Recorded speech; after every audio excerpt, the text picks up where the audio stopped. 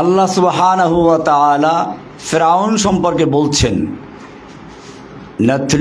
নাতলু আলাইকা মিন নাবাই মূসা ওয়া ফিরআউনা বিল হক। নাতলু আলাইকা, হে নবী আপনার উপরে আমি তিলাওয়াত করছি, মিন নাবাই মূসা ওয়া ফিরআউনা বিল হক, ফিরআউন এবং মূসার বিষয়টি, সংবাদটি বিল হক, সত্য সহকারে। ফিরআউন এবং মূসার সংবাদ থেকে মিন নাবাই কিছু অংশ আমি আপনার সামনে পেশ করছি, লিকাউমি ইউমিনুন, মুমিনদেরকে বোঝার জন্য। এইখানে গিয়ে আল্লাহ বলছেন, ইন্না ফিরআউনা আলা ফিল আরদ, নিশ্চয়ই ফিরআউন আলা ফিল আরদ, একচ্ছত্র ক্ষমতার অধিকারী হয়েছিল। আলা মানে উলুফুন থেকে, সে সবার মাথার উপরে চড়ে বসেছিল। তার মানে তার কথা ছাড়া কারো চাকরি হয় না, তার কথা ছাড়া কোনো বিচার হয় না। বিচার বিভাগ, পুলিশ বিভাগ, যত রকমের মানুষকে সে নিজের গোলাম, নিজের দাস দাসীতে পরিণত করেছিল। আলা ফিল আরদ, এমনকি কোরআনের অন্য আয়াতে বলছেন, আনা রব্বুকুমুল আ'লা, যেটা সূরা নাজিআতের ভিতর আছে, ফাহাশারা ফানাদা, সে তার দেশের লোকদেরকে জড়ো করলো এবং ঘোষণা করলো, আনা রব্বুকুমুল আ'লা, আমি তোমাদের মহান রব, সবচেয়ে বড় রব। খালি রব দাবি করলো একটা কথা ছিল, দাবি করে বসলো মহান রব, সবচেয়ে বড় রব। এরপরে আর এক আয়াতে আল্লাহ বলছেন যে ফিরআউন বলেছিল, লাইনিত্তাখাযতা ইলাহান গায়রি, আমাকে বাদ দিয়ে যদি অন্য কাউকে ইলাহ বানাও, মাবুদ বানাও, উপাস্য বানাও, কারো বিধান মানো, লাআজআলান্নাকা মিনাল মাসজুনিন, তাহলে আমি একটা সোজা জেলে ঢুকিয়ে দেব। আমাদের দেশে দেখেন না, এক ফেরাউনই ছিল, মহিলা ফেরাউন, এও তার বিরুদ্ধে যে কথা বলতো তাকে জেলে ঢুকিয়ে দিত। এটা ফেরাউনের চরিত্র। এই ফেরাউন কিছু বক্তব্য দিয়েছিল, মদিনা সনদ দিয়ে দেশ চালাবে, অমুক তমুক করবে। তো আমি তার প্রতিবাদ করেছিলাম, মদিনা সনদে কি আছে তা তাকে দেখিয়ে দিয়েছিলাম আলোচনার মাধ্যমে। ওই ফেরাউন যেটা করেছিল, এই ফেরাউন সেটাই করেছে। কোরআনে যেটা বলা আছে, লাইনিত্তাখাযতা ইলাহান গায়রি, আমাকে বাদ দিয়ে যদি কোনো ইলাহ বানাও, লাআজআলান্নাকা মিনাল মাসজুনিন, একটা সোজা জেলে ঢুকিয়ে দেব। এই জেলে ঢুকিয়েছিল আমাকে, এই জেলে ঢুকিয়েছিল আল্লামা সাঈদী রাহিমাহুল্লাহকে, এই জেলে ঢুকিয়েছিল হেফাজতের সব আলেমদেরকে, মাওলানা মামুনুল হক সহ আরও যত আলেম ওলামা এই দেশে আছেন। হেফাজতের চট্টগ্রামের, ব্রাহ্মণবাড়িয়ার কত লোকদের শহীদ করে দিল। এটা ফেরাউনের একটা বিশেষ বৈশিষ্ট্য, লাইনিত্তাখাযতা ইলাহান গায়রি, যদি তুমি আমাকে বাদ দিয়ে অন্য কোনো ইলাহ বানাও, তাহলে লাআজআলান্নাকা মিনাল মাসজুনিন, আমি তোমাকে সোজা জেলে পুড়িয়ে দেব। এরপরে তার আর একটা বৈশিষ্ট্য যেটা এখানে আছে, ইন্না ফিরআউনা আলা ফিল আরদি ওয়া জাআলা আহলাহা শিয়া, এবং সে তার জাতিকে বিভিন্ন দলে, বিভিন্ন গ্রুপে বিভক্ত করেছিল। আমাদের সমাজের যে ফেরাউন বিদায় নিল, সেও একই কায়দায় এই জাতিকে বিভক্ত করেছিল, স্বাধীনতার পক্ষে, স্বাধীনতার বিপক্ষে, মুক্তিযুদ্ধের চেতনার পক্ষে, মুক্তিযুদ্ধের চেতনার বিপক্ষে, এই বিভিন্ন চেতনা তৈরি করে দিয়ে সে রাজত্ব কায়েম করেছিল ফেরাউনের মতো। ওয়া জাআলা আহলাহা শিয়া, সে তার জাতিকে বিভিন্ন দলে বিভক্ত করেছিল। ইস্তাদঈফু তাইফাতাম মিনহুম, যাদেরকে বিভিন্ন দলে বিভক্ত করেছিল তাদের একটা দলকে সে দুর্বল করে রাখত, তাদেরকে পুলিশ দিয়ে গ্রেপ্তার করাতো, বাড়িঘর লুটপাট করাতো, ইয়াস্তাদঈফু তাইফাতাম মিনহুম, তাদের থেকে একটা গ্রুপকে সে দুর্বল করে রাখত। ইউযাব্বিহু আবনাআহুম ওয়া ইয়াস্তাহয়ী নিসাআহুম, সে ওদের দুর্বল সম্প্রদায় যাদেরকে দুর্বল করে রেখেছিল তাদের পুরুষদেরকে সে জবাই করে ফেলতো, নারীদেরকে সে জীবিত রাখত। ইন্নাহু কানা মিনাল মুফসিদিন, আল্লাহ সুবহানাহু ওয়া তাআলা ইরশাদ করছেন যে সে ছিল একটা সন্ত্রাসী। আমাদের ফেরাউনও কত বড় সন্ত্রাসী ছিল, তার সোনার ছেলেরা এদেশে না করেছে এমন কি অপরাধ আছে? ধর্ষণ করেছে, লুটপাট করেছে, খুন করেছে, গুম করেছে, গরু চুরি করেছে, না করেছে কি? ওয়াইন্নাহু কানা মিনাল মুফসিদিন, সে ছিল একটা বড় সন্ত্রাসীদের মধ্য থেকে একজন, সন্ত্রাসীদের অন্যতম। এজন্য সে অন্যদেরকে সন্ত্রাসী বলতো। এদেশের আলেম ওলামা ইসলামের কথা যারা বলে তারা সব সন্ত্রাসী। এজন্য সে বিভিন্ন অজুহাত দেখিয়ে এদেশের ইসলাম প্রিয় কোরআনের যারা কথা বলতো এদেরকে সন্ত্রাস বিরোধী আইনে মামলা দিয়ে সব সন্ত্রাসী বানিয়ে জেলে ঢুকিয়ে দিয়েছিল। এবং এর মাধ্যমে বিশ্বের যারা ইসলাম বিদ্বেষী, ইসলামের শত্রু যারা, তাদেরকে দেখাতো যে ইসলাম ধ্বংস করার জন্য বাংলাদেশে আমাকেই থাকতে হবে, অন্যরা এরকমভাবে ইসলামকে নির্মূল করা, নির্মমভাবে মুসলিমদেরকে হত্যা করতে পারবে না। আর এ কারণেই সে এই জঙ্গি নাটক সাজিয়ে এতদিন পর্যন্ত ব্যবসা করে এসেছে। কিন্তু ঘুঘু, তুমি প্রতিদিন ধান খেয়ে যাও, আজকে ফাঁদে পড়েছে। এই ঘুঘু ধরা পড়েছে জঙ্গি নাটক সাজিয়ে সাজিয়ে। এই ১.৫ যুগ পর্যন্ত সে ক্ষমতা পাকাপোক্ত করতে পেরেছিল, কিন্তু শেষ সময় এসে এদেশের বলতে বলতে যখন তার জিহ্বাটা লম্বা হয়ে গেছে, এক সময় সে দেশের ছাত্র জনতা এবং সবাইকে সে রাজাকার বলে দিয়ে দিল। পতন যদি আসে এভাবেই আসে। চিংড়ি মাছ, আমার মা বোনরা ভালোই বুঝবেন, চিংড়ি মাছ যখন পানিতে সাঁতার কাটে, সামনে যখন হাঁটে তখন একটু একটু করে হাঁটে, আস্তে আস্তে হাঁটে।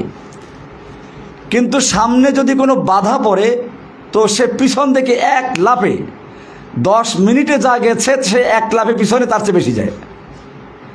তার মানে চিংড়ি মাছ সামনে যা আগায় তার চেয়ে পিছনে আগায় বেশি। কারণটা কি? আমার মা বোনরা আপনারা ভালো বুঝতে পারবেন। চিংড়ি মাছের মাথায় পায়খানা থাকে। চিংড়ি মাছের মাথায় কি থাকে? দেখবেন যে চিংড়ি মাছের মাথায় মগজ আর পায়খানা কাছাকাছি থাকে। যেহেতু ওর মাথায় থাকে পায়খানা, এ কারণে সামনে যা আগায় তার চেয়ে পিছনে আগায় বেশি। আমাদের হাঁচু আপার মাথায় পায়খানা ঢুকেছিল। এই হাঁচু আপা কুফফারদেরকে খুশি করার জন্য, ইসলামের শত্রুদেরকে খুশি করার জন্য এদেশের হক্কানি ওলামায়ে কেরাম, মুফাসসিরে কোরআন, কোরআনের পাখিদেরকে এক এক করে জেলে ঢুকিয়েছে। আল্লামা সাঈদী সাহেবকে নির্মমভাবে হত্যা করেছে, আমাকে নির্মমভাবে নির্জন কারাগারে অত্যাচার করেছে। এইভাবে কত আলেমদেরকে এখনও তারা কারাগারে জেলে আবদ্ধ করে রেখেছে। আমরা দেখেছি। এর কারণ হচ্ছে তার মাথায় ইসলাম বিদ্বেষের ক্যারা ঢুকেছিল, পোকা ঢুকেছিল, পায়খানা ঢুকেছিল। সেজন্য সে যতটুকু সামনে আগাত তার চেয়ে বেশি পিছনে আগাত। এক রাজাকার বলে এমন এক ধাক্কা মেরেছে যে ধাক্কায় তার সব পিছনে ফেলে তাকে একেবারে পালাতে বাধ্য করেছে। মায়েরা আমার, বোনেরা আমার, ফেরাউনের চরিত্র আমি এজন্য বলছি, যেহেতু ইমরাতে ইমরানের আলোচনা কোরআনে গুরুত্ব সহকারে আল্লাহ বয়ান করেছেন। এই সন্ত্রাসী ফেরাউন আমাদের যুগেরও যুগে যুগে ছিল। আল্লাহ তাআলা বলছেন যে ফেরাউনরা একটা সময় পর্যন্ত অত্যাচার করতে পারে, এরপরে ধরা খেয়ে যায়। যেমন আমাদের ফেরাউন এক কথা বলে শুধু বলছে যে মুক্তিযোদ্ধার নাতিরা চাকরি পাবে না, চাকরি পাবে রাজাকারের নাতিপুতিরা। সে এক কথায় গোটা জাতিকে রাজাকার বানিয়ে দিল। আর রাজাকারের নাতিপুতিরা এমনভাবে ফুঁসে উঠল, রাতের মধ্যেই তারা ঘর ত্যাগ করে বের হয়ে পড়ল। আল্লাহ এবারে বলছেন ওয়ানুরিদু আন্নামুন্না আলাল্লাযীনা ইসতুদঈফু ফিল আরদ। আল্লাহ রাব্বুল আলামিন বলেন ওয়ানুরিদু আন্নামুন্না আলাল্লাযীনা ইসতুদঈফু ফিল আরদি, যাদেরকে পৃথিবীতে দুর্বল করে রাখা হয়েছিল আমি ইচ্ছে পোষণ করলাম তাদের প্রতি দয়া করতে, অনুগ্রহ করতে। ওয়ানাজআলাহুম আইম্মাহ, এবং তাদেরকে আমি নেতা বানাবার ইচ্ছে করলাম। ওয়ানাজআলাহুম আইম্মাতান, আইম্মা ইমাম বানিয়ে দিব। ওয়ানাজআলাহুমুল ওয়ারিসিন, এবং তাদেরকে সেই পৃথিবীর ওয়ারাসাত দান করব, মালিক বানিয়ে দিব।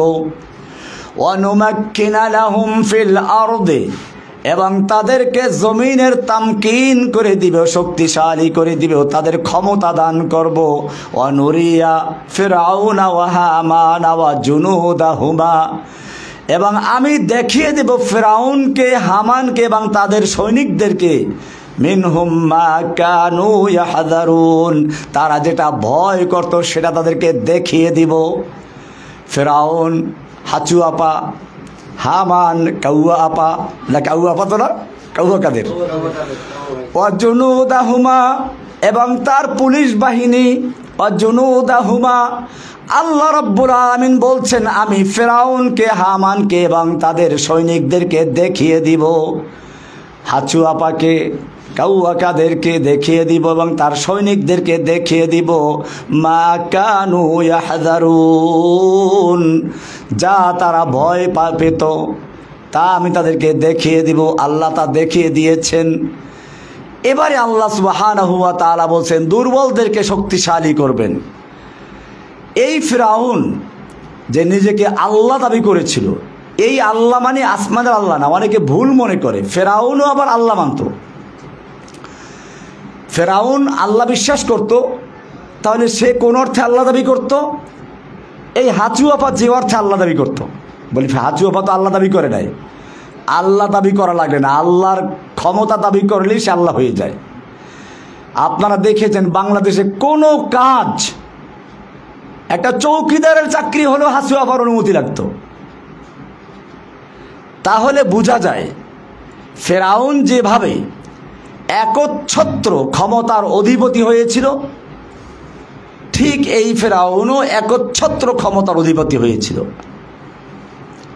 আল্লাহ তাআলা ওই ফিরআউনকে চুবিয়ে মারলেন, এই ফিরআউনকে দেশ ত্যাগ করে পালাতে বাধ্য করলেন। এই ফিরআউন যেহেতু নিজেই আল্লাহ, কাজে সে আবার অন্য আল্লাহর কথা মানতে পারত না। কিন্তু ফিরআউনের স্ত্রী ছিল এক আল্লাহ বিশ্বাসী। অনেক লম্বা ঘটনা আছে। কোনো একদিন সে হয়তো মাথা আঁচড়াচ্ছিল বা অন্য কোনো কাজ করছিল, তো বলল যে বিসমিল্লাহ, কাজের শুরুতে বিসমিল্লাহ বলল। তো এটা তার এক মেয়ে বলল যে তুমি যে আল্লাহর নামে বললা, আল্লাহ কোন আল্লাহ? এটা কি আমার আব্বু ফিরআউন আল্লাহ? বলছে না না, তোমার আব্বু ফিরআউন আল্লাহ না, এটা ওই আল্লাহ যিনি আমাকে, তোমাকে এবং তোমার বাবা ফিরআউনকেও সৃষ্টি করেছেন।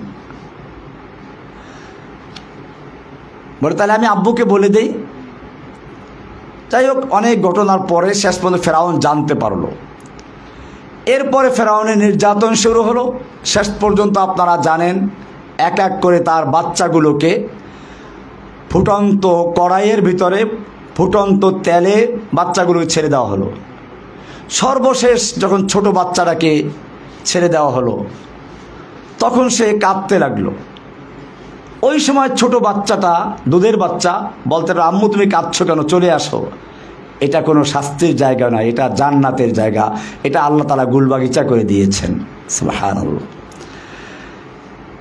এখানেই বলতেছেন ইমরাতে ফেরাউনের কথাটা আল্লাহ তাআলা বলছেন, ইয ক্বালাত, যখন সেই ফেরাউনের স্ত্রী ইমরাতে ফেরাউন বলল, রব্বি বিনিলি ইনদাকা বাইতান ফিল জান্নাহ।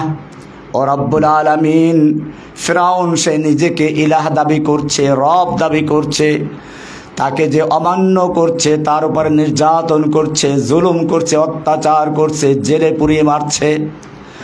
ও আমার রব, রব্বি বিনিলি ইনদাকা বাইতান ফিল জান্নাহ, তুমি আমার জন্য তোমার কাছে জান্নাতে একটা ঘর বানিয়ে দাও, তোমার কাছে। কি সুন্দর দাও, তোমার কাছে, যেন আমি জান্নাতে বসেও তোমার কাছে থাকতে পারি। মা বোনদের এখান থেকে শিক্ষা নিতে হবে, দুনিয়ার অত্যাচার জুলুম, স্বামীর বাড়ি গেলে বিশেষ করে শাশুড়িরা, আমি আবার শাশুড়িদেরকে দোষ দিচ্ছি না, তাদের ব্যাপারে আমি বলতেছি পরে, সাধারণত চিন্তা করে আমার এই ছেলের মালিক বোধহয় এই পুত্রবধূ হয়ে গেছে, আমি এখন আর মালিক নই। এই কারণে তার ভিতরে সামান্য ঈর্ষা আসতেই পারে। আমার বোনদের উচিত হবে এই জিনিসটা বুঝতে না দেওয়া, বরং স্বামী যাতে করে আরও তার মায়ের খেদমত বেশি করে, এবং এই যে আমার বোন পুত্রবধূ হয়ে গেল, তিনিও তার এমন খেদমত করবেন, এমনভাবে তাকে আচার ব্যবহারে আবার খুশি করবেন যাতে সে ওইটা বলতে না পারে। তো যত কষ্টই আসুক, তারপরেও যে স্বামী সব ভালো হয় তা না, কিছু স্বামী এমনি অত্যাচার করে। ফেরাউন ওরকমই একজন ছিল, তাকে দিয়ে উদাহরণ দিচ্ছেন যে এরকম স্বামী যদি পড়ে তাহলে কি করবে? আল্লাহর কাছে প্রথমে দোয়া করবে, রব্বি বিনিলি ইনদাকা বাইতান ফিল জান্নাতি ওয়া নাজ্জিনি মিন ফিরআউনা ওয়া আমালিহি, আমাকে ফেরাউন এবং তার কাজ থেকে, আমল থেকে নাজাত দাও, মুক্তি দাও। ওয়া নাজ্জিনি মিনাল কওমিজ যালিমিন, জালিম কওমদের থেকে আমাকে মুক্তি দান করো। এরপরে এই সূরায়ে আত-তাহরীমের শেষের দুই আয়াত 11 এবং 12 নম্বর আয়াত। 12 নম্বর আয়াত আল্লাহ বলছেন মারিয়াম সম্পর্কে, ওয়া মারিয়াম ইবনাতা ইমরান, ইমরানের মেয়ে মারিয়াম, তাকে উদাহরণ দিচ্ছেন, আল্লাতী আহসানাত ফারজাহা, যিনি তার লজ্জাস্থানকে হেফাজত করেছিলেন। এটা একটা বিশেষ মর্যাদা, যে মেয়ে, যে নারী তার লজ্জাস্থানকে হেফাজত করবে, আল্লাহ তাআলা বলছেন তাকে আমি কি পুরস্কার দিলাম? ফানাফাখনা ফীহি মির রূহিনা, আমি তার ভিতরে আমার রূহের থেকে একটা রূহ ফুঁকে দিলাম। তার মানে বিশেষ রূহ, বাবা ছাড়া একটা রূহ তাকে দান করলাম। ওয়াসাদ্দাকাত বিকালিমাতি রাব্বিহা ওয়া কুতুবি, মারিয়ামের প্রশংসা করছেন আল্লাহ, যে আল্লাহ তাআলা বলছেন যে মারিয়াম তার রবের কালিমাতে বিশ্বাসী ছিল, সত্যায়ন করেছে, বিশ্বাস স্থাপন করেছে। তিনি তার রবের কিতাবকে বিশ্বাস করেছেন। ওয়া কানাত মিনাল কানিতিন, এবং তিনি ছিলেন অল্পতুষ্ট, বিনয়ী, আনুগত্যশীল। এখানে নারীদের কয়েকটা চরিত্রকে আল্লাহ তাআলা তুলে ধরেছেন, যেগুলো আপনারা ইতিমধ্যে বুঝেছেন। সুতরাং যে নারী এই বৈশিষ্ট্যগুলো অর্জন করবেন, আল্লাহ তাআলা তাকে সেরকম সন্তান দান করবেন। ফানাফাখনা মিন রূহিনা, এখানে আল্লাহ তাআলা বুঝাচ্ছেন যে সকল নারীরা নিজের সম্ভ্রম, নিজের ইজ্জত সম্মান রক্ষা করে চলবে, আল্লাহ তাকে এরকম মারিয়ামের মতো নেক সন্তান দান করবেন। এ কারণে আজকের মা বোনদের খেয়াল রাখতে হবে, আল্লাহ সুবহানাহু ওয়া তাআলা যে দ্বীন ইসলাম দান করেছেন, তার মধ্যে নারীদেরকে স্থান দিয়েছেন, মর্যাদা আসন দিয়েছেন। নারী তার 3 স্তর। হয়তো সে মেয়ে হলে পরে আল্লাহ রাসূল সাল্লাল্লাহু আলাইহি ওয়াসাল্লাম বলছেন, যার 3টা মেয়ে হলো তার জন্য জান্নাত।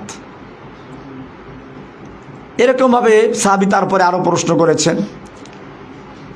মেয়ে দ্বিতীয় স্তরে হয় স্ত্রী, তৃতীয় স্তরে হয় মা। প্রত্যেকটা আলাদা আলাদা জায়গা আছে, সম্মানের জায়গা আছে।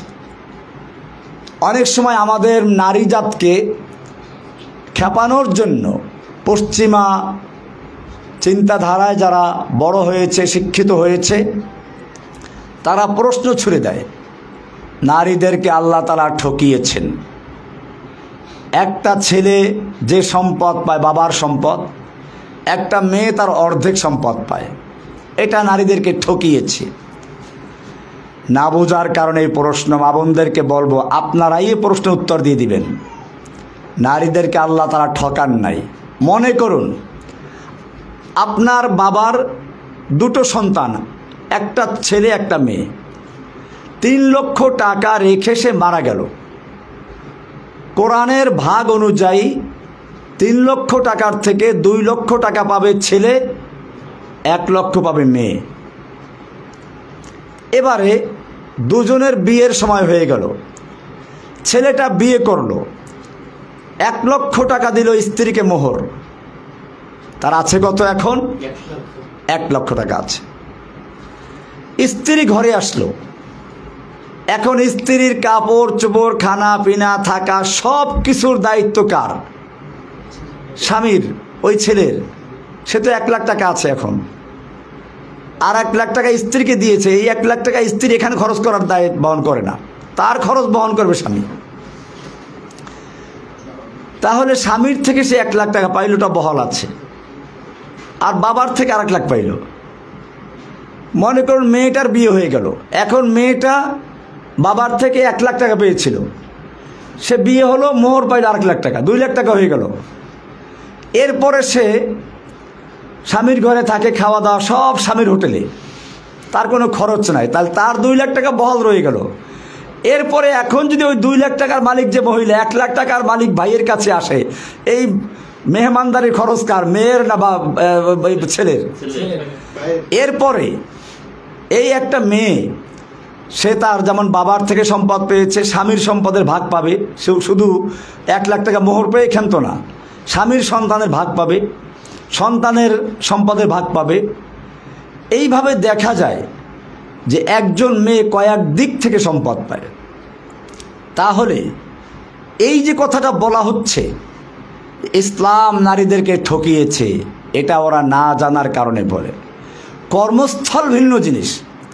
হ্যাঁ, কোরআনে মেয়েদের সম্পর্কে বলেছে, ওয়ালা তাবাররাজনা তাবাররুজাল জাহিলিয়াতিল উলা, তোরা জাহিলি যুগের মেয়েদের মতো প্রকাশ্যে চলাফেরা করো না।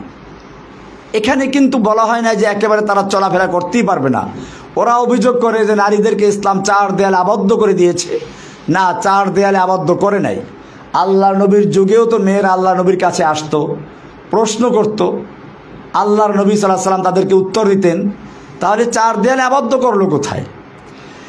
সুতরাং আপনাদের বড় দায়িত্ব হচ্ছে নারীদের সমাজে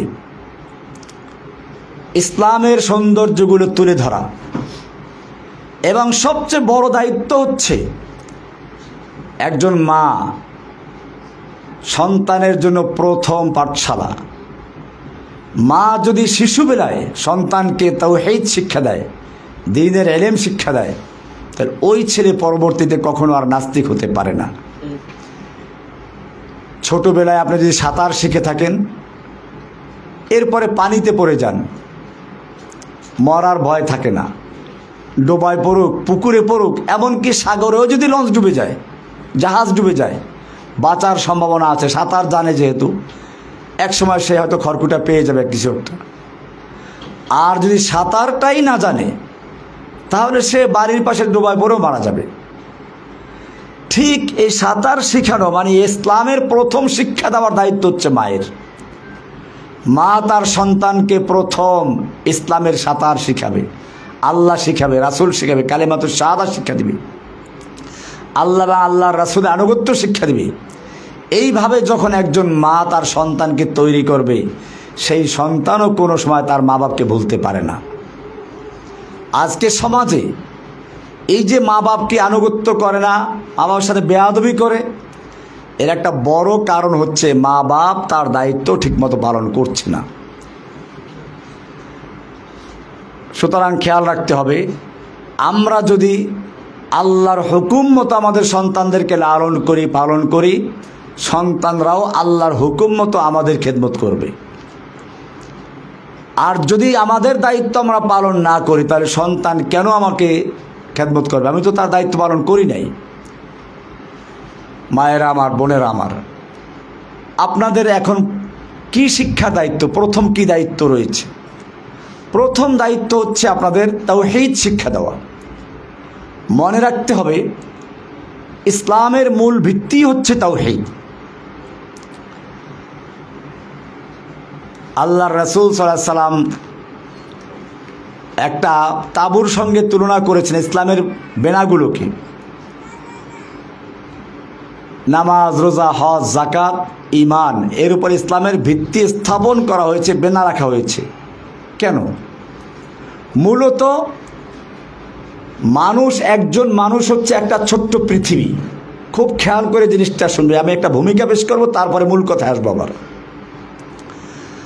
পৃথিবীর মৌলিক উপাদান হচ্ছে চারটি: আগুন, পানি, মাটি, বাতাস। আর এই প্রত্যেকটা জিনিসের এক একটা রোগ আছে। আগুনের রোগ হচ্ছে কি, আগুন যদি আপনি নিচেও জ্বালান সে উপরে উঠবে, তার গতি ঊর্ধ্বে। মানুষের মধ্যে আগুন আছে, সুতরাং মানুষের মধ্যে অহংকার থাকে, আমি বড়, আমি উপরে। এবং শয়তান যে আদমকে সেজদা করে নাই তার কারণ ছিল এটাই, খলাকতানি মিন নারিন ওয়া খলাকতাহু মিন তিন। আমি কেন আদমকে সেজদা করব? তুমি আদমকে সৃষ্টি করেছো মাটি দিয়ে, আমাকে সৃষ্টি করেছো আগুন দিয়ে। আগুনের গতি হলো ঊর্ধ্বে, মাটির গতি নিম্নে। সুতরাং যুক্তির কথা হচ্ছে আগুনের সামনে মাটি নত হবে, মাটির সামনে আগুন নয়। যুক্তিবাদী, প্রথম যুক্তিবাদী হচ্ছে শয়তান। প্রথম যুক্তিবাদী কে? আল্লাহর হুকুমের সামনে বিরুদ্ধে যে ব্যক্তি প্রথম যুক্তি পেশ করেছে শয়তান। সুতরাং বোঝা গেল যারা আজকে বলে ইসলাম নারীদেরকে ঠকিয়েছে, যুক্তি পেশ করে, তাদের প্রথম গুরুকে? এরা সব শয়তানের মামা, শয়তানের শিষ্য। তো আমি বলছিলাম যে মানুষের মধ্যে আগুন আছে, আর আগুনের বৈশিষ্ট্য হচ্ছে অহংকার। সেজন্য শয়তানও অহংকারী হয়েছিল, মানুষের মধ্যে অহংকার আছে। আল্লাহ সুবহানাহু ওয়া তাআলা এই অহংকার রোগের চিকিৎসার জন্য দান করেছেন সালাত, নামাজ। নামাজে আমরা যখন দাঁড়াই প্রথমে কানে হাত দিই, এরপরে বুকে হাত বাঁধি, এরপরে রুকু থেকে মাথা ঝুঁকিয়ে দিই, এরপরে সেজদায় গিয়ে আমরা মাথাটাকে মাটির সঙ্গে মিশিয়ে দিই, যেন প্রমাণ করছি নামাজের মাধ্যমে কি আমি তো মাটির মানুষ। মিনহা খালাকনাকুম ওয়া ফিহা নুঈদুকুম ওয়া মিনহা নুখরিজুকুম তারাতান উখরা। আমি তো মাটির থেকে সৃষ্টি হয়েছি, মাটির সঙ্গে মিশে যাব, মাটির থেকে আবার আমাকে উঠতে হবে। আমার কিসের অহংকার, কিসের গৌরব? এইভাবে যখন একটা মানুষ নিজেকে মাটির সঙ্গে বিলীন করে দেয়, মাটির সঙ্গে নিজেকে মিশিয়ে দেয়, নিজেকে মাটির মানুষ রূপে প্রমাণ করে, আর এভাবেই যখন সে হয়, তখন তার মাধ্যমে অহংকার রোগ দূর হয়ে যায় এবং সে সত্যিকার মানুষে রূপান্তরিত হয়ে যায়। मिटा दो अपनी हस्ती को अगर कुछ मर्तबा चाहो, मिटा दो अपनी हस्ती को अगर कुछ मर्तबा चाहो, कि दाना खा के मैं मिलकर गुले गुलजार होता है। তুমি যদি সত্যিকার অর্থে নিজেকে বড় বানাতে চাও, উচ্চ বানাতে চাও, তাহলে সালাতের মাধ্যমে নিজেকে মাটির সঙ্গে বিলীন করে দাও। নিজের আমিত্বকে, নিজের গৌরবকে, অহংকারকে মিটিয়ে দাও। দেখবে তুমি সত্যিকার মানুষ হবে, তোমার থেকে সন্তানগুলো সেরকম সত্যিকার মানুষ হবে। আগুনের চিকিৎসা হলো কি? সালাত। মানুষের মধ্যে আর একটা মৌলিক উপাদান হচ্ছে মাটি। মাটিরও একটা বিশেষ বৈশিষ্ট্য আছে। মাটির উপরে যে আপনি কিছু রেখে দেন, কয়েকদিন পরে পাবেন না, ভিতরে নিয়ে গেছে, কৃপণ, কুক্ষিগত করে সব। সে যা পাবে তা লুকিয়ে ফেলবে, কাউকে কিছু সে দিতে চাবে না। মানুষের মধ্যে মাটি আছে, এদের মানুষ কৃপণ হয়। যা পাবো সব আমার আমার, হাদিসেও আসছে এটা। ইয়াকুলু ইবনু আদম মালি মালি, বনি আদম বলে আমার মাল আমার মাল, আমার বাড়ি আমার গাড়ি আমার নারী আমার সব আমার। ওয়া হাল্লাকা ইয়া ইবনা আদম, ও বনি আদম তুমি কি চিন্তা করেছো তোমার কি জিনিস? ওয়াহাল্লাকা ইল্লা মা আকালতা ফাআফনাইত, তোমার তো খালি ওই জিনিসগুলো বলতে পারো তোমার, যা তুমি খেয়েছো এক রাস্তা দিয়ে আর এক রাস্তায় বের করে দিয়েছো। ওয়ামা লাবিস্তা ফাআবলাইতা, আর তুমি যা পরিধান করেছো এবং পুরাতন করে দিয়েছো তা তোমার কাপড় চোপড় নষ্ট করেছো।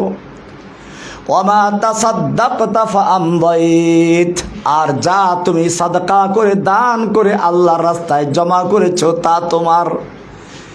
এছাড়া যা কিছু সব মৃত্যুর পরে মালিকানা কার? ওয়ারিসদের।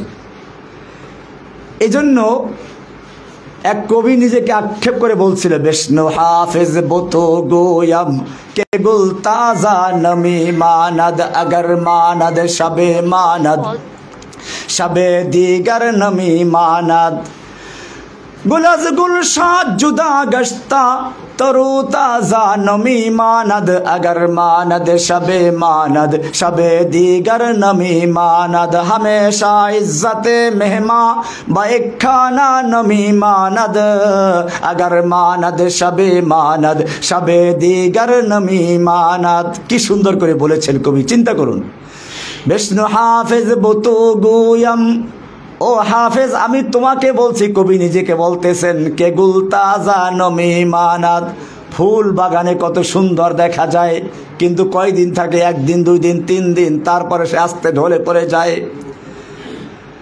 अगर मानद शबे दीगर नमी मानद, हिजाबे नव अरूसा दर शबे दरबारे शौहर नमी मानद। একজন নতুন বধূ যখন ঘরে আসে কি সুন্দর ঘোমটা দিয়ে থাকে, মাথা তো দূরের কথা চেহারাও দেখা যায় না। এরপরে আস্তে আস্তে পুরান হয়, শেষ পর্যন্ত চেহারা তো দূরের কথা মাথাটাও খুলে যায়। এটাই কবি বলেছেন, হেজাবে নাও আরুসা দরবারে শৌহর নমি মানদ, अगर मानद शबे दीगर नमी मानद, हमेशा इज्जते मेहमा बाइक खाना नमी मानद। একজন মেহমান যখন প্রথম কারো বাড়িতে যায়, প্রথম দিন কি খাবেন? পোলাও খাবেন, মুরগি খাবেন, সব তৈরি আছে। এরপরে মেহমান আস্তে আস্তে পুরাতন হয়, খাবারের মানও কমে, শেষ পর্যন্ত ভর্তা আর ডাল খাও, আর মনে ভাবে যাইবে কবে। কবি সেটাই বলেছেন, হামেশা ইজ্জতে মেহমা বাইক খানা নমি মানদ, अगर मानद शबे दीगर नमी मानद। তো বলছিলাম মানুষের মধ্যে মাটি আছে, মাটির বৈশিষ্ট্য হচ্ছে কৃপণতা। মানুষের মধ্যে মাটি আছে, মানুষও কৃপণ হয়, এটা একটা রোগ। এই রোগের চিকিৎসা দিলেন কি দিয়ে? যাকাত। যাকাত দান করতে থাকো, দিতে দিতে তোমার কৃপণতা রোগের চিকিৎসা হয়ে যাবে। এরকম ভাবে আর একটা মৌলিক উপাদান হচ্ছে পানি।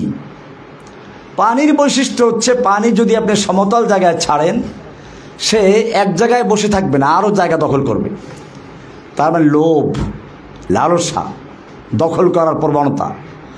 মানুষের মধ্যে পানি আছে, সেজন্য মানুষও কি করবে?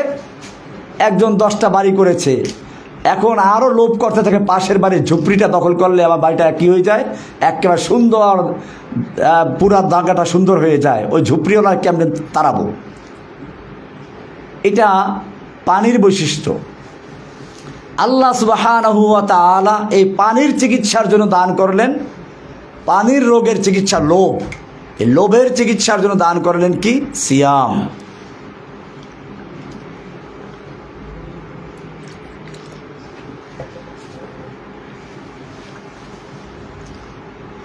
সওমের মাধ্যমে, রোজার মাধ্যমে একজন মানুষ সামনে খাবার পায়, পানীয় পায়, স্ত্রী পায়, চাহিদা থাকা সত্ত্বেও সে এগুলো ব্যবহার করতে পারে না। কাকে ভয় করে? কুতিবা আলাইকুমুস সিয়াম কামা কুতিবা আলাল্লাযীনা মিন ক্বাবলিকুম লাআল্লাকুম তাত্তাকুন। এমনি ভাবে আরেকটা হচ্ছে বাতাস। মৌলিক উপাদান কি? বাতাসের বৈশিষ্ট্য হচ্ছে বাতাস চায় সব জায়গায় তার অস্তিত্ব বিরাজমান থাকুক, খালি জায়গায় পালি ওখানেকে দখল করবে।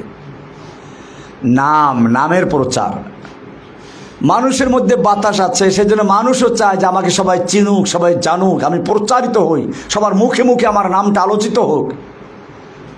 অথচ এটা একটা শিরক, শিরকে খফি। আল্লাহ তাআলা এই নামের জন্য যা করে এটা গ্রহণ করেন না। সেজন্য এই বাতাসের যে রোগ হচ্ছে নামের প্রচার, এটার ঔষধ দান করেন হজ করো। হজ করতে গেলে সেখানে আমির গরিব ফকির সব একই মাঠে একই কাপড়ে এক জায়গায় থাকে, বিশেষ কার কোনো মর্যাদা নেই। আর বিশেষ মর্যাদা যখন নাই, তার নামের কোনো ব্যাপার থাকে না, সব হাজি সাহেব। এই চারটা রোগের ঔষধ হলো চারটা বিনা। নামাজ কিসের ঔষধ? আগুনের বৈশিষ্ট্য অহংকার, তার রোগের চিকিৎসা হচ্ছে সালাত। মাটির রোগের বৈশিষ্ট্য হচ্ছে কৃপণতা, তার চিকিৎসা হচ্ছে সিয়াম যাকাত। পানির বৈশিষ্ট্য হচ্ছে লোভ, এটার চিকিৎসা হচ্ছে কি? সিয়াম। বাতাসের বৈশিষ্ট্য হচ্ছে নাম প্রচার করা, তার চিকিৎসা হলো হজ। এবারে চারটে খুঁটি পাইলেন, চারটে খুঁটিতে তাবু হবে। এবার মূল খুঁটি হলো কি? এই চারটা নামাজ রোজা হজ যাকাত কাজে আসবে যদি একটা ঠিক থাকে, সেটা হচ্ছে কি? ঈমান। শাহাদাতু আল্লা ইলাহা ইল্লাল্লাহ ওয়া আন্না মুহাম্মাদান রাসূল, দুই সাক্ষী দেওয়া। আশহাদু আল্লা ইলাহা ইল্লাল্লাহ ওয়া আশহাদু আন্না মুহাম্মাদান আবদুহু ওয়া রাসূল, এটা হচ্ছে ঈমান। এইটা হলো মাঝখানের তাবুর খুঁটি। এই খুঁটি যদি থাকে তাহলে আপনার ওই চারটে কাজে লাগবে। আমি এটা গতকালের আলোচনায় বলেছিলাম যে আপনি যদি শূন্য লেখেন কোনো মূল্য নাই, একটা শূন্য কোনো মূল্য নাই, দুইটা তিনটা চারটা লেখতে লেখতে এখান থেকে আপনার বাড়ি পর্যন্ত শূন্য দিয়ে ভরিয়ে ফেলেন, মূল্য আছে। কিন্তু একটা এক লেখলেন প্রথম, এর ডানে আপনি একটা শূন্য দিলেন, কত হবে?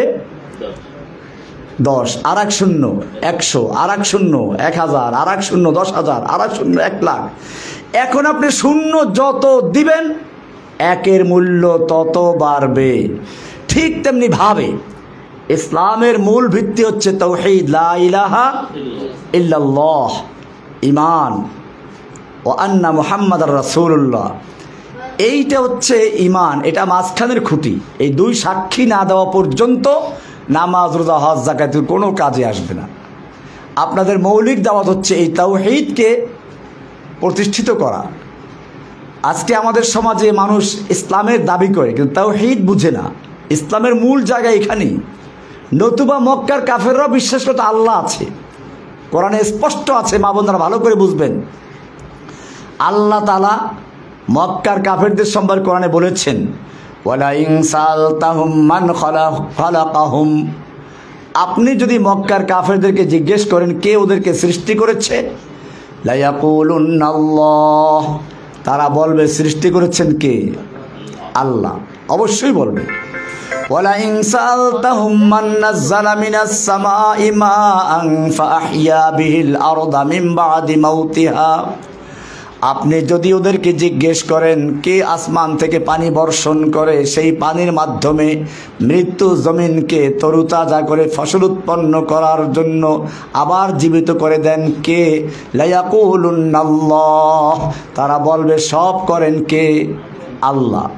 তাহলে বোঝা যায় আমরা যেমন বিশ্বাস করি আসমান জমিনের মালিক আল্লাহ, চন্দ্রের সূর্যের মালিক আল্লাহ, এরকম আমার তোমার সৃষ্টি করার মালিক আল্লাহ, এগুলো মক্কার কাফেররা বিশ্বাস করত। তাহলে গণ্ডগোলটা ছিল কোন জায়গায়? গণ্ডগোলটা ছিল কি আমরা বুঝবো রাসূল সাল্লাল্লাহু আলাইহি ওয়াসাল্লাম প্রথম দাওয়াতের ঘটনা দেখলে পরে। আল্লাহর নবী সাল্লাল্লাহু আলাইহি ওয়াসাল্লাম নবুয়ত প্রাপ্তির পরে 3 বছর পর্যন্ত গোপনে দাওয়াত দিলেন। এরপরে আল্লাহর পক্ষ থেকে নির্দেশ জারি হলো, ফাসদা বিমা তুমার, হে নবী আপনি যা আদিষ্ট হয়েছেন তা প্রকাশ্যে বলুন। আল্লাহর নবী সাল্লাল্লাহু আলাইহি ওয়াসাল্লাম এবারে মক্কার নীতি অনুযায়ী সকালবেলা গিয়ে পাহাড়ে উঠলেন, জোরে ডাক দিলেন, ইয়া সাবাহা ইয়া আলাল কুরাইশ, সকালের বিপদ। এই কথা শুনলে সবাই একাত্র হয়ে যায়, না যেন কোন বিপদ এসেছে।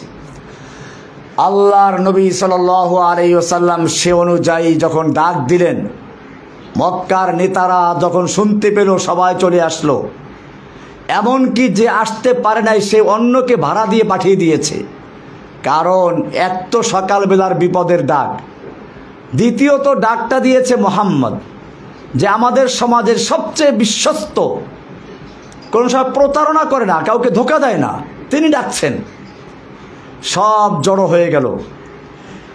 এবারে আল্লাহর নবী সাল্লাল্লাহু আলাইহি ওয়াসাল্লাম এই কুরাইশের নেতাদেরকে জিজ্ঞেস করলেন, ওহে কুরাইশের নেতৃবৃন্দ, আজকে যদি আমি তোমাদেরকে বলি এই পাহাড়ের অপর প্রান্তে তোমাদের শত্রু ওত পেতে বসে আছে, যেই কোনো মুহূর্তে হামলা করে তছনছ করে দিবে, মক্কাকে ধ্বংস করে দিবে, তোমরা কি বিশ্বাস করবে? মক্কার লোকেরা বলল, অবশ্যই বিশ্বাস করব, কারণ মা জাররাবনাকা কাযিবান কত্তু, আপনাকে আমরা কখনো মিথ্যাবাদী হিসেবে পাই নাই, আপনাকে মিথ্যা বলতে শুনি নাই, মিথ্যা শোনার অভিজ্ঞতা আপনার থেকে আমাদের নাই। এবারে রাসূল সাল্লাল্লাহু আলাইহি সাল্লাম কি বললেন শুনুন। রাসূল সাল্লাল্লাহু আলাইহি সাল্লাম বললেন, ওহে ইয়া আইয়ুহান নাস, এইখানে শুধু মক্কাবাসীদেরকে নয়, গোটা বিশ্ববাসীকে বলছেন, ইয়া আইয়ুহান নাস কুলু লা ইলাহা ইল্লাল্লাহ তুফলিহুন। ও বিশ্ব মানব, বিশ্ববাসী শুনে রেখো, যদি তোমরা একটা কালিমার সাক্ষ্য দাও, লাউ কুলতুম কালিমাতান ওয়াহিদাতান, তোমরা যদি একটা কালিমা, একটা কথা, একটা বাক্য মেনে নাও, তামলিকুনা বিহাল আরব, গোটা আরবের তোমরা মালিক বনে যাবে, ওয়া তাদিনু লাকুমুল আজম, অনারব বিশ্ব তোমাদের দিন গ্রহণ করবে। কয়টা কথা মানতে হবে? একটা কথা, একটা। আবু জাহেল তো খুশি, একটা কথা মেনে নিলে গোটা আরব দেশ আমাদের দখলে চলে আসবে, অন্য বিশ্ব আমাদের নেতৃত্ব মেনে নিবে। আরে মোহাম্মদ তাড়াতাড়ি বলো, একটা কথা 10টা মানবো, বলো কি কথা সে। এবারে দেখুন কি হচ্ছে। আল্লাহর নবী যেই ঘোষণা করে, ইয়া আইয়ুহান নাস কুলু লা ইলাহা ইল্লাল্লাহ, ও আরব বিশ্ব, ও গোটা বিশ্ববাসী শুনে রেখো, সেই একটা কথা আর কিছু নয়, সে কথা হচ্ছে লা ইলাহা ইল্লাল্লাহ বলো। সঙ্গে সঙ্গে আবু লাহাব খেপে গেল, নবীর আপন চাচা। আবু জাহেল খেপে গেল। আবু জাহেল কিন্তু আপন চাচা নয়, এটা ভুল কথা, গ্রামের চাচা, এলাকার চাচা। আপন চাচা হচ্ছে আবু তালেব। আবু তালেব খেপে গেল, আবু লাহাব খেপে গেল, আবু জাহাল খেপে গেল, মক্কার তারা সব তছনছ করে দিল। আল্লাহর নবীর পক্ষে কথা বলার মতো একটা লোক পাওয়া গেল না। আল্লাহ সান্ত্বনা দিলেন, তাব্বাত ইয়াদা আবি লাহাবিন ওয়া তাব্বা মা আগনা আনহু মালুহু ওয়া মা কাসাব সায়াসলা নারান যাতা লাহাব আমরাআতুহু হাম্মালাতাল হাতাব ফি জিদিহা হাবলুম মিন মাসাদ। আল্লাহ তাআলা সান্ত্বনা দিলেন। প্রশ্ন হচ্ছে, কেন লা ইলাহা ইল্লাল্লাহ বলার সঙ্গে সঙ্গে আবু লাহাব খেপে গেল কেন? আবু লাহাব বুঝতে পেরেছিল লা ইলাহার মধ্যে কি আছে। লা ইলাহা ইল্লাল্লাহর দুইটা পার্ট, দুইটা অংশ। প্রথম অংশ হচ্ছে লা ইলাহা, কোনো ইলাহা নাই, সব বাদ। এরপরে ইল্লাল্লাহ, আল্লাহ ছাড়া, মানে আল্লাহ ছাড়া আর কোনো ইলাহ নেই। আবু লাহাব বুঝতে পারলো আমাদের এই 360টা মূর্তি দেবদেবী সবকে অস্বীকার করে এক আল্লাহকে গ্রহণ করতে হবে, লা ইলাহা মধ্যে সে কথা আছে, সেজন্য সে প্রতিবাদ করেছে। আমার মায়েরা, বোনেরা, মনে রাখতে হবে। আমি উদাহরণ দেই, পুরাতন বিল্ডিংয়ে নতুন করে রং করলে মানুষ কী করে? আগে পুরাতন রংটা ঘষে মেজে ধুয়ে মুছে পরিষ্কার করে তারপরে নতুন রং করে। কেন? পুরাতন রঙের উপরে রং করলে ওই নতুন রং টিকবে না, পড়ে যাবে। ঠিক এরকম ভাবে ইসলাম বলে লা ইলাহার মাধ্যমে একজন মানুষের অন্তর থেকে যত আল্লাহ ছাড়া বাতিল ইলাহ বসে আছে, সেই ইলাহ হতে খাজা বাবা, গাজা বাবা, ল্যাংটা বাবা, পীর বাবা, দরগাওয়ালা, দুর্গাওয়ালা, নেতা নেত্রী, জননেত্রী, কি আছে ওই যে জনক মনক হাবিজুবি, দেখে না মূর্তি কেমনি বসাইছিল, সেই মূর্তিগুলো ক্রেনে লাগে তারপর টাইনে তারপরে ফালাই দিছে একটারে। এরকম যে যত গায়রুল্লাহ অন্তরে বসে আছে, লা ইলাহা ইল্লাল্লাহর রেত দিয়ে ঘষে মেজে ধুয়ে মুছে পরিষ্কার করে এরপরে বলা হচ্ছে ইল্লাল্লাহ, একমাত্র আল্লাহকে বসাতে হবে। আল্লাহ ছাড়া আর কোনো ইলাহ নেই, আল্লাহ ছাড়া আর কোনো উপাস্য নেই। ব্যক্তি জীবনে, পারিবারিক জীবনে, সামাজিক জীবনে, রাষ্ট্রীয় জীবনে, আন্তর্জাতিক জীবনে, সকল ক্ষেত্রে আমি আনুগত্য করব কার? এটার নামই ইসলাম। এটার নাম কি? ইসলাম। ইসলাম মানে আপনারা মিজান পড়েছেন, সেখানে লেখা আছে মুন সাহেবের ভিতরে, আল ইসলাম ও গর্দান নেহাদান বাতাত। ইসলাম মানে হচ্ছে আত্মসমর্পণ করা। কার কাছে? ব্যক্তি জীবনে, পারিবারিক জীবনে, সামাজিক জীবনে, রাষ্ট্রীয় জীবনে, আন্তর্জাতিক জীবনে, সকল ক্ষেত্রে এক আল্লাহর বিধানের কাছে আত্মসমর্পণ করার নাম হচ্ছে কি? ইসলাম। আর এইরকম আত্মসমর্পণ যে করে তার নাম হচ্ছে মুসলিম। এটা আমাদের পরিচয়, আমাদের মূল পরিচয় এটাই। কোরআন বলেছে হুয়া সাম্মাকুমুল মুসলিমিন মিল্লাতা আবিকুম ইব্রাহিম। এই মিল্লাত তোমাদের পিতা ইব্রাহিমের জাতির পিতাকে, ইব্রাহিম না অন্য কেউ? মিল্লাতা আবিকুম ইব্রাহিম হুয়া সাম্মাকুমুল মুসলিমিন, তিনি তোমাদের নামকরণ করেছেন মুসলিমিন করে। এই ইসলামের মূল ভিত্তি হচ্ছে তাওহীদ, লা ইলাহা ইল্লাল্লাহ। এবারে সেই আল্লাহর হুকুম মানব কি মন গড়া তরিকায়? মা বোনদের ভালো করে বুঝবেন। ধরুন জোহরের ফরজ নামাজ কয় রাকাত? 4 রাকাত। আসরের ফরজ কয় রাকাত? 4 রাকাত। এশার ফরজ কয় রাকাত? মাঝখানে মাগরিবের নামাজ হলো 3 রাকাত। এখন যদি কোনো ব্যক্তি আজকের থেকে বলে যে অসুবিধা কি, মাগরিবের নামাজটাও 4 রাকাত পড়ব, 1 রাকাত বেশি বললে একটা রুকু বাড়বে, সেজদা বাড়বে, সুবহান রাব্বিল আযীম বাড়বে, আলা বাড়বে, সমস্যা কি? আমি তো ভালো কাজই করছি, অসুবিধা কি? নামাজ হবে? হবে না। কেন হবে না? আল্লাহর হুকুম, রাসূলের তরিকা চলতে হবে। আল্লাহ বলেছেন সালাত কায়েম করো, কেমনে কায়েম করব তা দেখিয়েছেন কে? মুহাম্মাদুর রাসূলুল্লাহ। কে দেখিয়েছেন? এবারে মুহাম্মদ সাল্লাল্লাহু আলাইহি ওয়াসাল্লাম যে নামাজ দেখিয়েছেন তার মধ্যে মাগরিব হলো 3 রাকাত, 3 রাকাতই পড়তে হবে। 4 রাকাত পড়লে নামাজ হবে না। আপনি কোরবানির ঈদের দিন চিন্তা করেন সবাই গরু খায়, আমি এই 3 দিন রোজা রাখবো, রোজা হবে? ঈদের দিন রোজা রাখা জায়েজ না হারাম? কেন হারাম?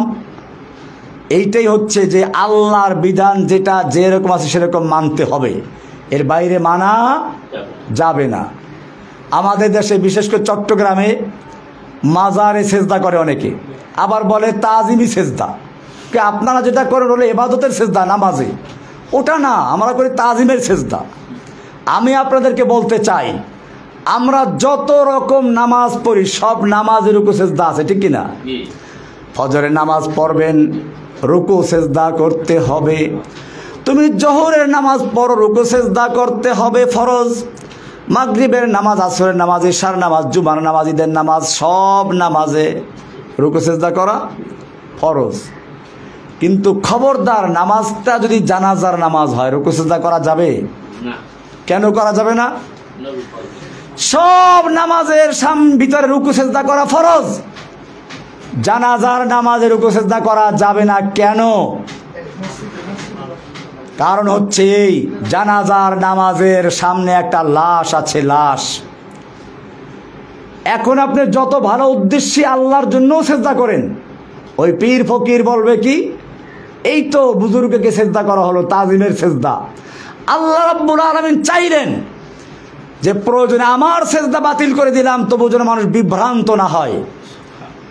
লাশটা যখন আপনার সামনে ছিল, মাত্র 3 ফুট দূরে জানাজা করার সময়, তখন সবচেয়ে ভালো সময় ছিল সেজদা করার বুজুর্গকে, তখন সেজদা করতে পারলেন না। লাশটা যখন মাটির ভিতরে চলে গেল, তখন কোন বিবেক সেজদা করার জন্য পারমিশন দিল? মাটির ভিতরে চলে গেল, বাঁশ আসলো, হোগলা আসলো, তারপর সেজদা করতেছে। সুতরাং বোঝা গেল কবরে সেজদা করা জায়েজ না হারাম? কোনো প্রকার সেজদা জায়েজ নেই। সুতরাং আমাদের মনে রাখতে হবে, আমরা আল্লাহর হুকুম মানব কার তরিকায়?